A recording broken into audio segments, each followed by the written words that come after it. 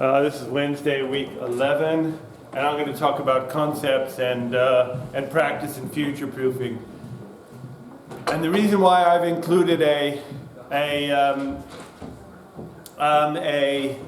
section here is that I've asked you to do some longer term thinking about risks, and that includes necessarily topics around the subject of future proofing, and it's an area of particular interest of mine.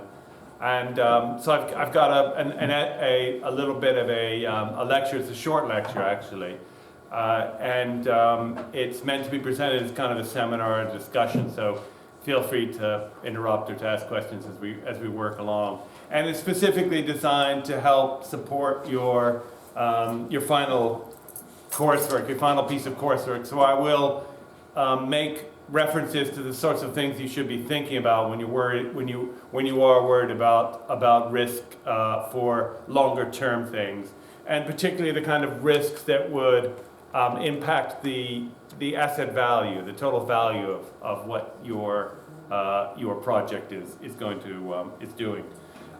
So I'll talk a little bit about future proofing, and then we'll be quite happy to open things up for discussion. So I'm going to really define what I see as future proofing, and it is kind of a new area of research and activity. And I'll talk a little bit about how one actually achieves it. The strategy you would follow in a project to achieve a future proofing. And this course would be applicable and rather interesting for what you're doing. And I'll also talk about the creation of more adaptable buildings. So as building materials become more computerized, more sophisticated, more lightweight, and a little bit easier to manage, handle, and design, it's quite understandable that buildings themselves have become more flexible. So this is integral to the concepts about future proofing, as you can change use, scale, as the economic environment change. I'll give you some fairly pragmatic examples of that, and something that I think you could relate to. And again, these are issues. Future proofing is something that's sort of done at the very early stages. So, inconsistent with the other kind of topics and projects we've had in the module, it's based on that early stage approach. And I'm concerned about a variety of things, most notably the technical aspects of it. So this is, strictly speaking, a technical lecture. And of course it has to do with maintaining future values. That's the kind of whole thing behind it. But there are other aspects of it that are relevant, such as the environmental considerations and sort of the cultural impacts.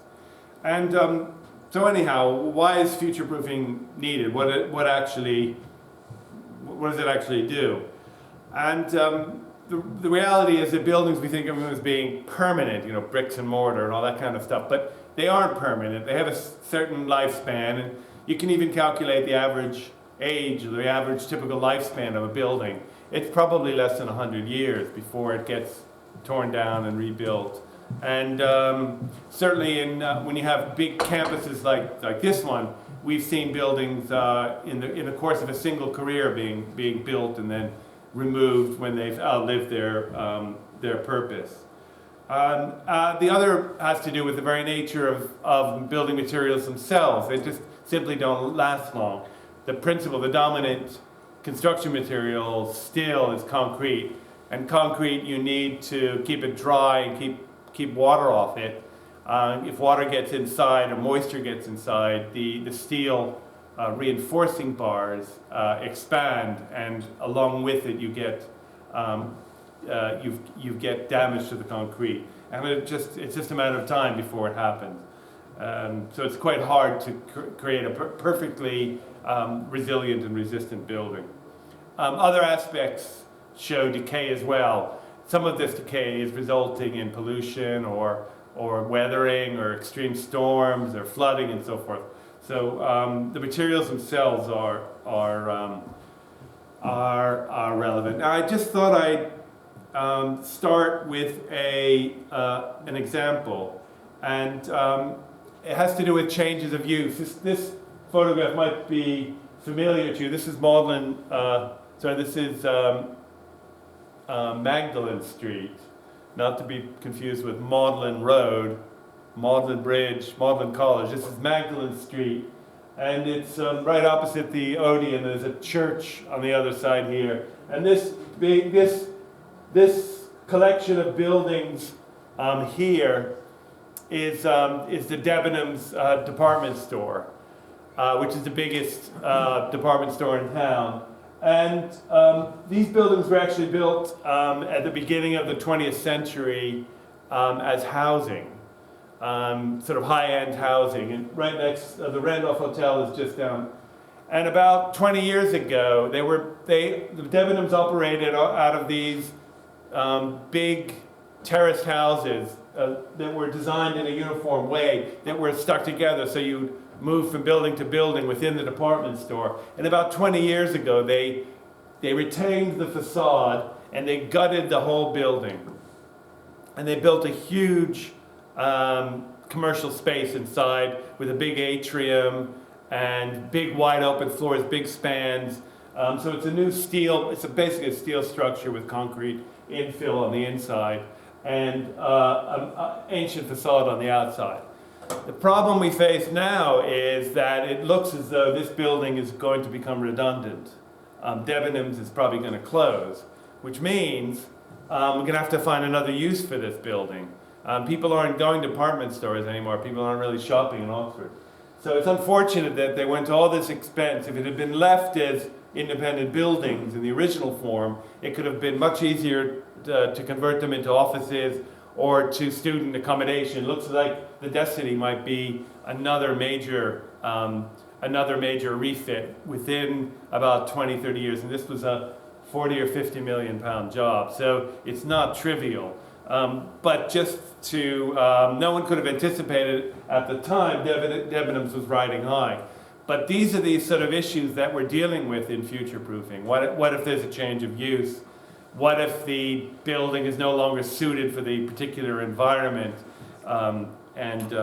What if changes to the global climate would affect locally in such a way as the building would be less suitable for purpose?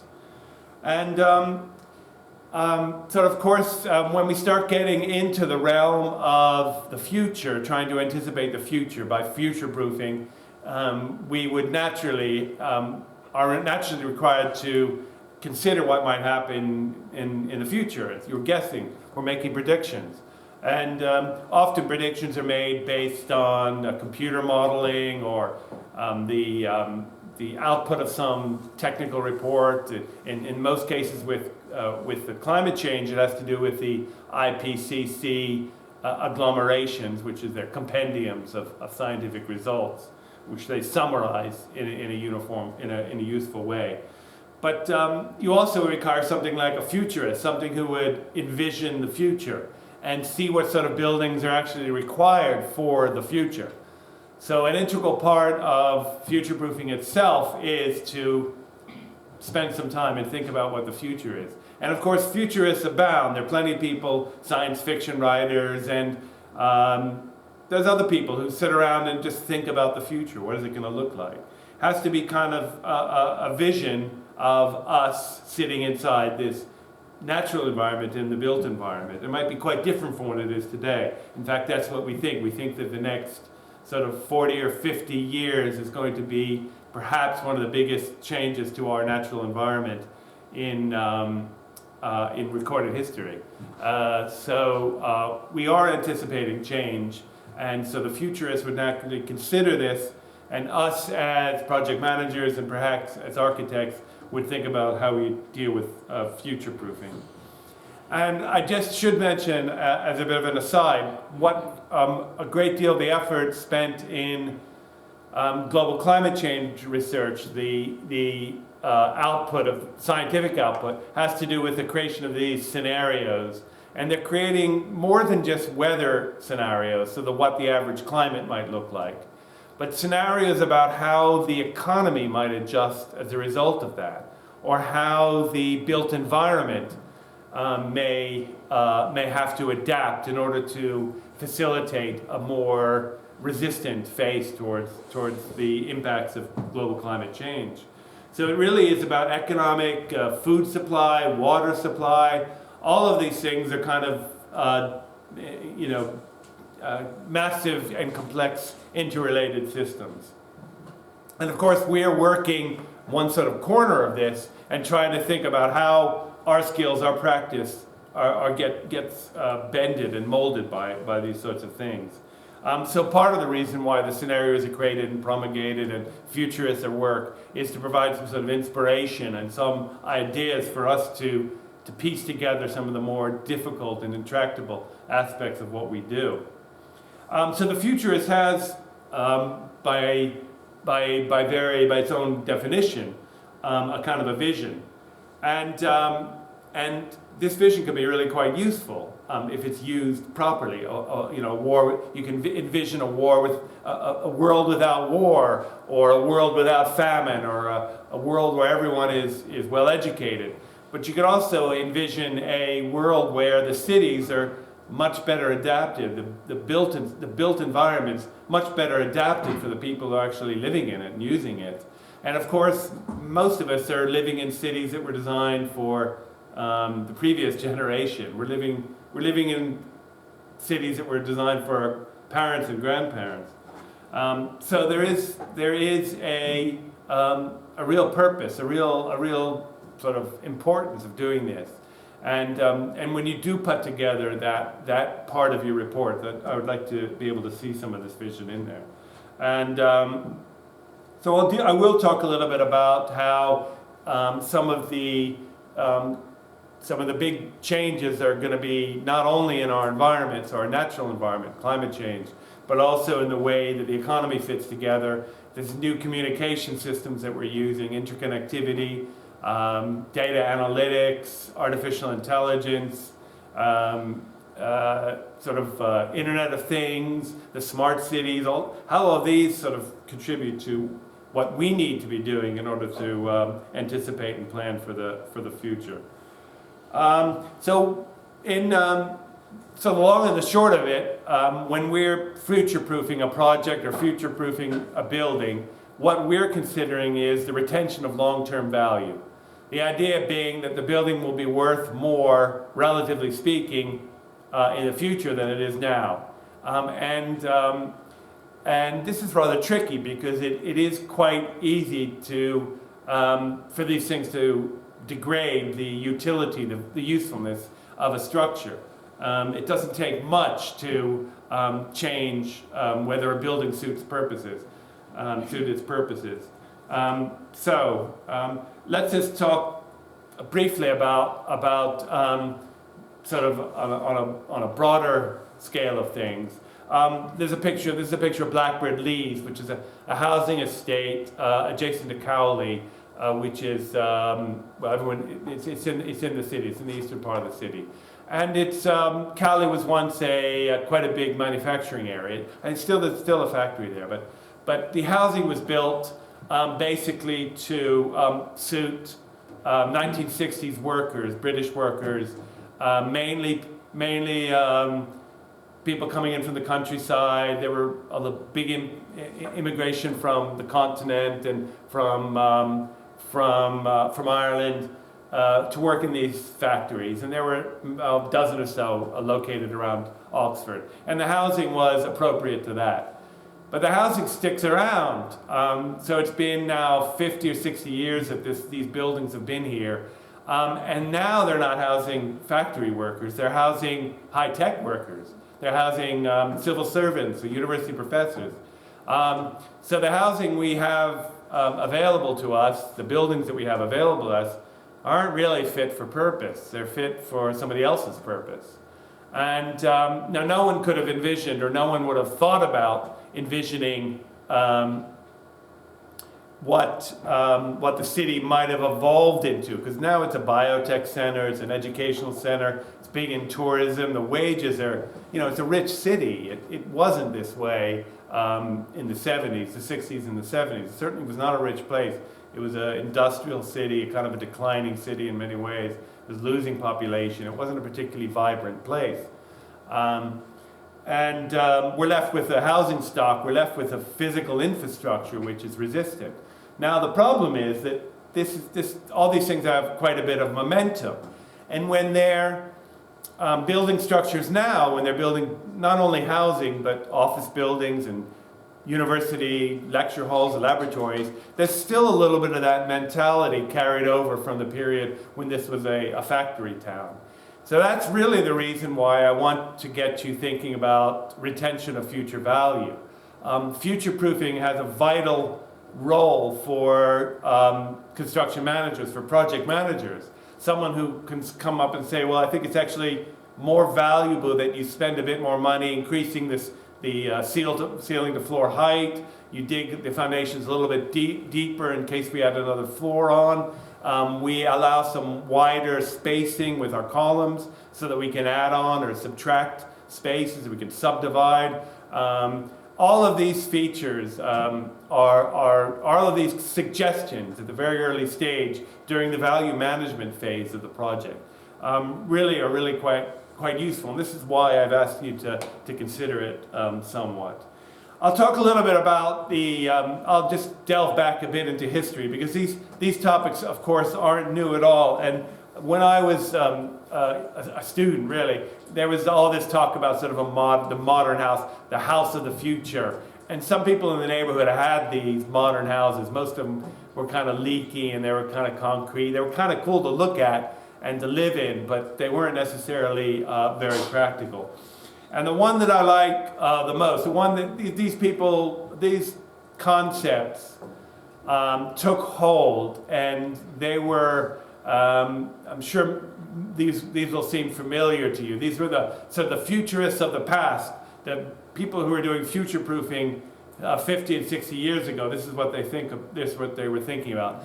And the first one that pops into mind is this Dymaxion concept by an American called Buckminster Fuller, who lived up until, I think he lived until the 80s, I think. He was quite an old man when he died, and he had come up with this whole idea about the geodesic dome, about this concept, synergy. He was the one who created the word synergy. Which is the whole is worth more than the sum of its parts. The idea that if you get systems working together, that you actually produce something which is of more value. And I'll just, so I'm going to talk about a few of these houses. The Illuminaire house, these high-tech metals that were being introduced. The Monsanto house of the future, the Spear Home, Pigot, and I'll talk finally about the BRE Innovation Park, which is the house of the future today. So it's the showcase location for future housing. So Bucky Fuller was, his idea with these mass-produced, he came up after the war. He was from Boston, I believe, but he inherited a fortune when he was quite young. I mean, a big fortune. His family made brushes. And so he was a very rich young man. And he spent it all on crazy schemes, quite crazy projects, the way we look at it. But the whole idea was that you have mass-produced materials that you could use to make housing with. And he was really inspired by these aluminium, here they are, these aluminium silos for storing grain. And they were made of, I think they were cold rolled steel that were produced in great volumes, or great lengths. And he designed these caps to go on, and he made this like cheap housing. And then he thought how horrible it was that all housing was sort of bricks stacked upon other bricks, compression structures. So he wanted to create a structure that was based on tension rather than compression. So he built houses that were hung off these central poles. You don't see too many of them around. I mean, they were hung on cables off of the central pole, so the services would go up the center.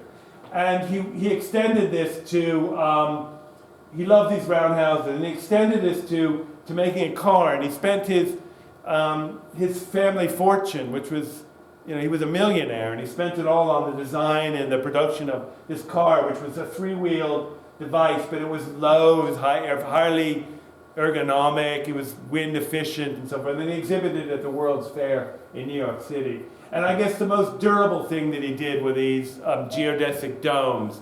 And it's only now, recently, with the Schuko system and these other aluminium extrusions, that we actually have the technology to produce these. The early versions leaked terribly, and a lot of them had to be torn down. But the modern technology actually allows for them to be built. I'll talk a little bit about the Luminaire house. This is sort of the all-steel Luminaire. It used standardized hardware in the same sort of way that Buckminster Fuller was trying to use these grain silos. And it was, like most sort of kooky ideas, it came about by engineers working together with an architect. And they created this thing. I think there are a few of them that are actually still standing, but they're mostly exhibition spaces. They're not very good for anything else. But the idea that they were kind of machinery for living, that you would live within it and that your environment would be catered for in the most sort of technically advanced way possible. And this the concept itself is not that different from the passive house. If anyone has followed the passive house concepts, the idea you have this highly technically specific, you build a house to very tight technical specifications, and as a result of that you have a highly efficient energy-wise building. I'll talk a little bit about the Monsanto house, because this was really, Monsanto is a big grain, it's a seed company that has become famous because it's diversified into genetically modified crops. But in the good old days, it was a seed company that sold sacks of seed for farmers to plant. And they sold chemicals as well, chemicals for agricultural purposes. But they had this great idea of making these precast structures that you readily made materials that you would kind of launch on pods. And they were highly futuristic, and kind of this one is actually an exhibition space. I think it's still open.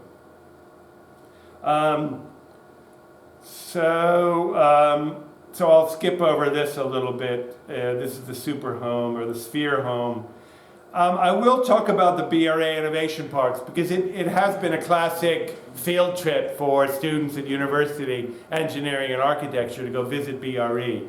And what BRE is, it was a government research lab, and they've turned it into a showcase for houses of the future, sort of low energy houses. And every few years they create a new one using the latest technology. And the idea behind it is that you would promote the adoption of sustainable and innovative industries, innovative technologies. And it's a concept that's spread around a bit. It's used elsewhere in Canada, in China and so forth.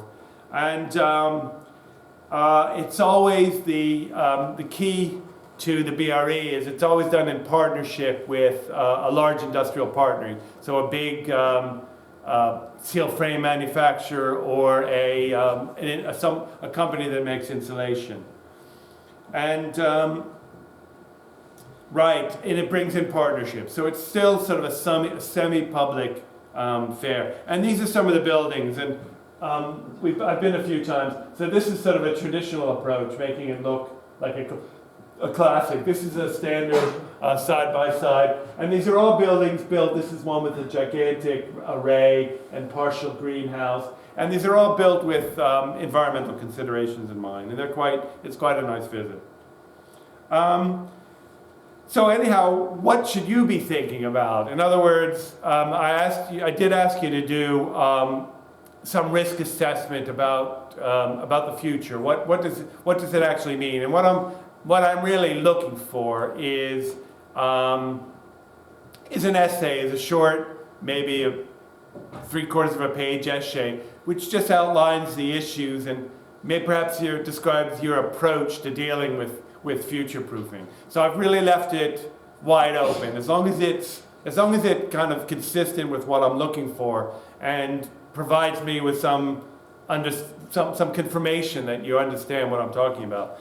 But a few of the things that you really should be interested in are the Internet of Things, the fact that we're entering in the world of ubiquitous computing, when there's a computer in every system, every device is able to communicate and talk with each other.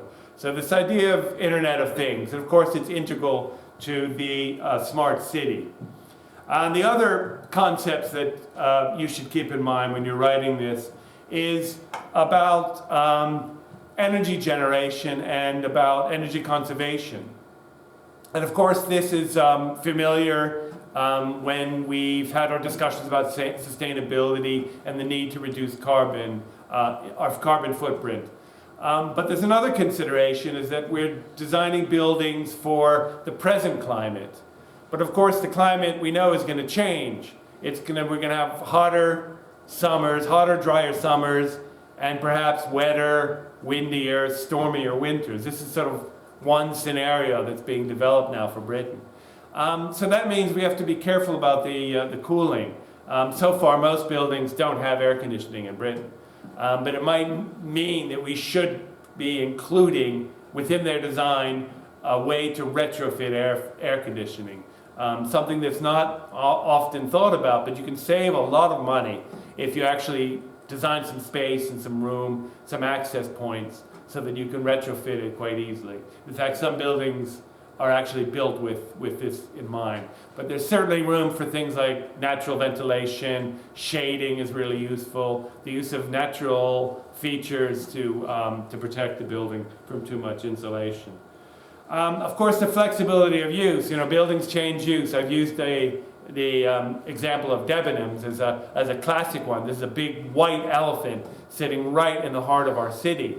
And it's a shame that they hadn't thought about it earlier, which is why I'm asking you to think about it earlier and think about what aspects, what influence could you have in terms of your role as a project manager to influence the long-term value of an asset, and also the fact that assets are now being judged not on their in-use, but also their full life cycle.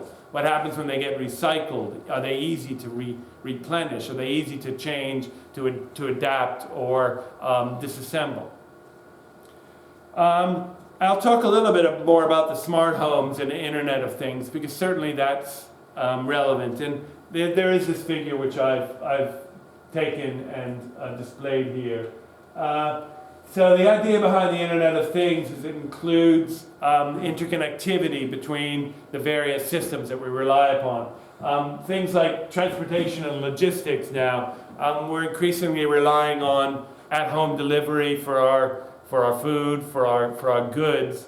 And it'd be nice if this was linked in with a more sophisticated and a perhaps more energy efficient delivery mechanism, and perhaps a sharing of services between different companies. So Tesco and Sainsbury's might actually Amazon might pool their logistic resources together in some way, in the way that other services, electricity, telephone is actually pooled, it uses a pooled infrastructure. But it hasn't really extended to that yet, but I think it could be if we actually got the Internet of Things working. Things like medical and healthcare that likely to have direct health monitoring on a very local level. If you're feeling ill in the future, you might put your hand against the wall and might take some reading and see what they can do to help. Energy, there's a very active area of research with locally generated energy to make better use of this. People have wind generators on their roofs, solar generators, hot water and so forth, ground source heat pump, all sorts of generation systems. And the idea that you could share it amongst your neighbors, or that you would have energy storage systems built into your houses. So you'd have a row of batteries or some other way of storing energy, and that during times of plenty you would store it and share it with your neighbors when you need it. So local energy networks are now all the rage in research, at least. Security and surveillance.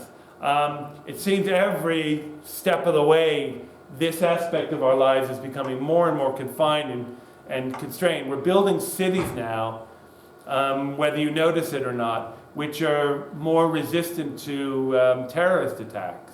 Go anywhere in the city of London and you'll see big bollards and buildings built so that you can't drive underneath them, and sidewalks blocked off, and security is ever, so this is sort of the secure idea of the secure, safe city. And the history of this goes way back, but it seems more responding to the current threats. Surveillance, so you can't go anywhere without having your picture taken. And it seems like people are more and more accepting of the kind of restrictions and the kind of Big Brother attitude of this.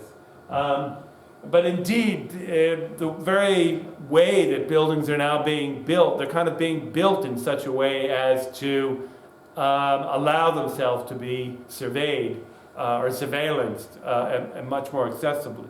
And this is, I think, keeping in mind our client for a minute. Let's consider our client. We are doing this project for a college.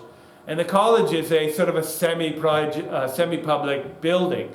The buildings that we're working on for our project are going to house several hundred people. So you can assume that, they're going to need to provide access in some way, some controlled access, some monitor access for several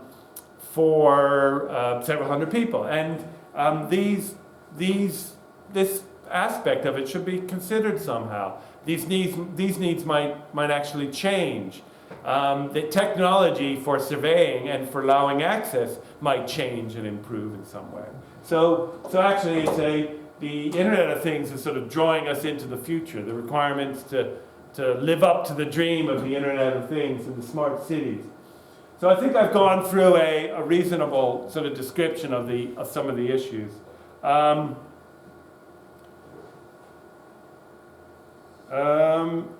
I'll talk a little bit about this full life cycle of buildings, because it is a more modern, a more sort of, up-to-date way of thinking about a built asset. So previously we might have thought of a built asset as sort of living forever, remaining forever, but it's not. We know they have a fixed lifespan. And so our goal is to make them easy and cheap to design, easy and cheap to build, easy and cheap to live on, easy and cheap to dismember and dismantle, easy and cheap to renovate if necessary, or to recycle so you can reuse the components. And the costings are actually take into account sort of the environmental, the embodied energy. I mean, it isn't such a terrible thing that there's a lot of embodied energy, a lot of embodied carbon in a building. The idea that you would use buildings as stores of energy, you would draw energy, you would draw carbon out of the atmosphere, embody it into a building, and ensure that it remains in place is a reasonable repository as a carbon sink. Critical to this is also the advent of building information modeling. Right now we use BIM for a fairly limited part of the project, maybe in the design phase. When there's some collaboration, we might use a shared model.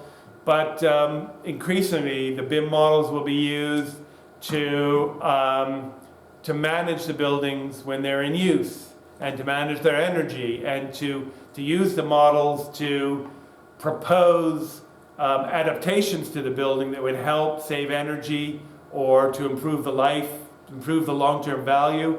But also the BIM models, the collections of BIM models, could be used by large facilities management companies to ensure that there's a balance in energy use between different assets in their portfolio, in their building portfolio. And you can certainly envision the time when an entire city, every building in an entire city could be modeled on the computer, so that you could optimize some aspects, maybe transport, energy use, and things like that. So the computerization of our built environment is sort of slowly progressing, but like most things, it may prove its benefits earlier than we anticipated.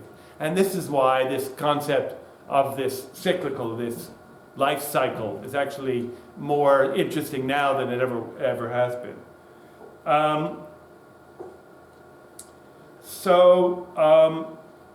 I'll talk a little bit about obsolescence. There is a model, obsolescence, planned obsolescence. I'm sure you'll all be familiar with. When you buy these things, are classic.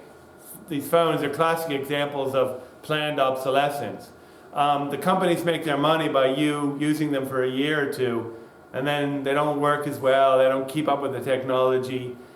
But it should come as no surprise to you that pretty much everything we use has some planned obsolescence. Cars are the annoying thing. Washing machines. There's been a European-wide legislation to make washing machines less disposable, and the companies are reluctant to do it. But of course, buildings are as well. And there's actually a model about planned obsolescence, and it's based on a paper by Lemmer in '96, and it's been developed and it's been developed and actually worked on pretty seriously. But what happens is the value of an asset continues at some reasonable level until its performance decreases, until its cost of maintenance, and then the value of the asset drops off. So for the Debenhams building, we're right about here right now. We're about to see a massive piece of our urban infrastructure and urban structure decreasing in value dramatically. So when it reaches this point, it's not going to be a shop anymore. When it reaches this point, it might be turned into cheap housing of some sort or another, or maybe office space, not particularly good office space. At that point, the value might plateau. But our job really as managers, as construction managers, is to try and extend this as much as we can, because it's this drop-off place when people lose money. Someone owns that building and they're going to be disappointed.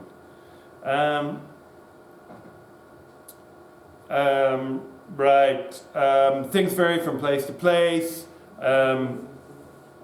I'll skip through some of this stuff.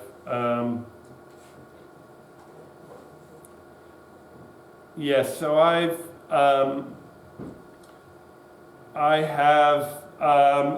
redrawn this. This is from a paper by Slaughter, which talks about the cash flow curves, which is something I've asked you to actually deliver. And actually on the long-term scale, you can see what's going on. During the construction period, you're in quite a lot of debt. And as your asset slowly pays off the original investors, the value of it increases quite dramatically. And there are periods, of course, where that V notches, when maybe there's a failure in the building or it needs a major refit. And of course, the idealized is the dotted line, where actually you build something and it sort of more or less keeps its value infinitely. And of course, this is never the case. At some point, you need a major refit. And then, as I mentioned in the case of Debenhams, it drops off dramatically to the point where removing it costs more than it would be to sell it. So the value of the asset is less than zero. It does happen. It's more of it's a pain when it does. But then at some point it kind of reinvents itself. I mentioned a change of use. And in future-proofing, what we're thinking about is shortening this bit, so you're less in debt, and then keeping closer to the dotted line by keeping maintenance costs low and thinking about cheaper retrofitting systems inside, and then delaying this fast drop-off by making an adaptable building. You can add another floor, or you can put partitions in, or you can change use of part of it. You can shore off part of the building and create two separate buildings. And so all of a sudden this dive in value isn't so steep. And then of course, buildings that are really future-proof, they're ones where they can anticipate what's going on. So if they're seen as being if the perceived value is seen as being resistant to change, then their actual value will be. So So I've talked a little bit about the types of change. So I've narrowed this down. This is a paper that I've been working on with one of the architects for a while now. We haven't, we're still thinking a lot. But I've looked at the different things. So this function, capacity, and environmental setting. These are sort of the three sort of forcers of futurism, the three things you think about for future proofing. And the function might be changing the upgrading the function. So turning a hardware shop into a cinema or something like that. You know, you're actually increasing the increasing the value of the asset because the rents would increase. Incorporating new functions, putting in a charging point for an electric car into the side of a building, a public building, and this would increase its functionality. Modifying for different functions, allowing public use in a private building, or the other way around, taking a formerly public building and turning it into expensive condos. Capacity, so future-proofing would be building foundations robust enough so that you could add another floor onto the top of the building, or figuring out the parking arrangements or access arrangements so you could add a portico or a separate addition. Changing in volume, increasing the footprint of the building by extending out, taking the facade off, extending out a meter or two, and increasing. I've seen that happen. And then changes in the environmental setting. I've talked quite a bit about global climate change and how that might impact. I've given plenty of examples for aspects of the internal environment, you know, a better, healthier, cleaner environment, and also the external aspects of it.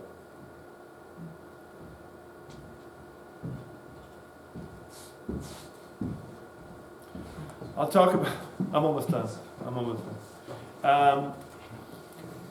So when we think about a future-proofing strategy, we think about, you know, what's the vision for what it should be, and articulating that in some way, as described in some of the previous slides, looking about change of use, change of the external environmental factors, and then change in capacity. And then thinking about how we can actually achieve that. You know, what can we do in a cost-effective way that would allow these changes to take place in the future, should we need them. So you don't want to spend too much on them.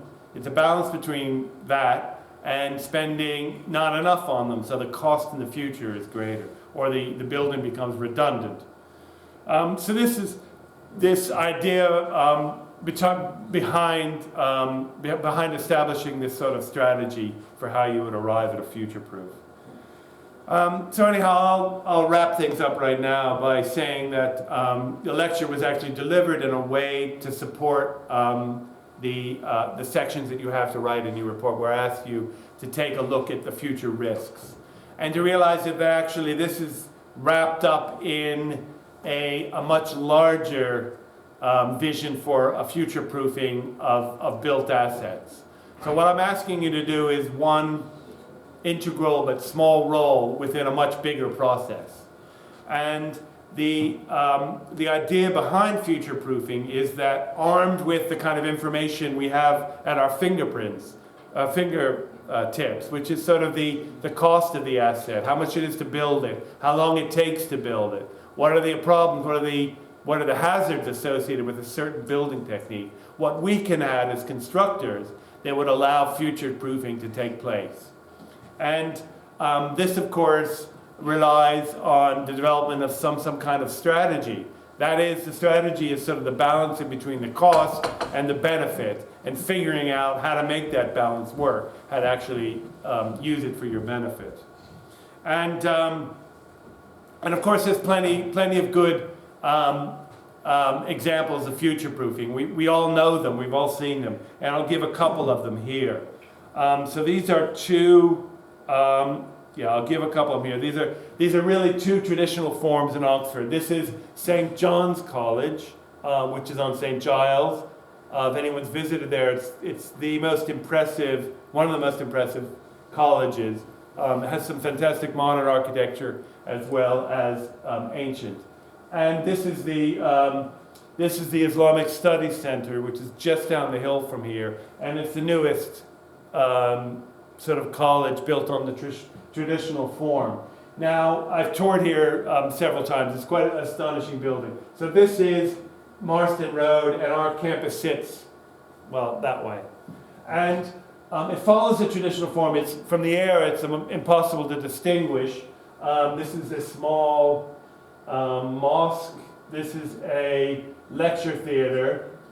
And this is the traditional courtyard. These are gardens. This has all been finished now, and it's all quite nice. But they built this with extension in mind, with the ability to be able to extend it. So they have plans to build another building in that direction, there, to join them in another quadrangle, to build another structure here and one in front. So there's actually plans in place, longer term plans to allow adaptability. In exactly the same way that St. John's, so this is a new building, these are new. These buildings along here are new, this is new.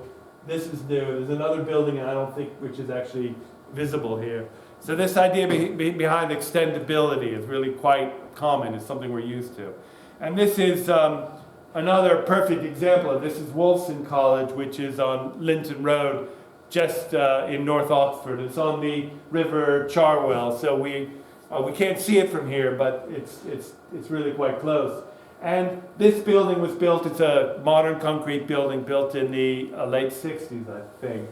And since this photograph was taken, you can see there's a round bicycle shed. Now this entire courtyard has been enclosed. And there's a new lecture theater here. There's a corridor here. They moved the function here up to the front. So they've actually adapted it quite successfully. There's been a few other changes as well, and they're now planning another building which is going to cover the parking lot. So they're going to retain the parking, but they're going to just get additional space here for a new library, I think, is what they're planning. And there's also room on this side, this western side, to do something with as well.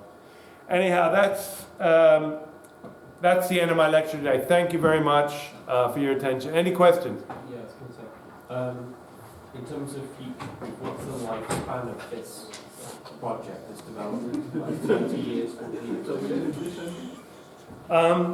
So I've just received a question about what is our kind of expected lifespan of the project.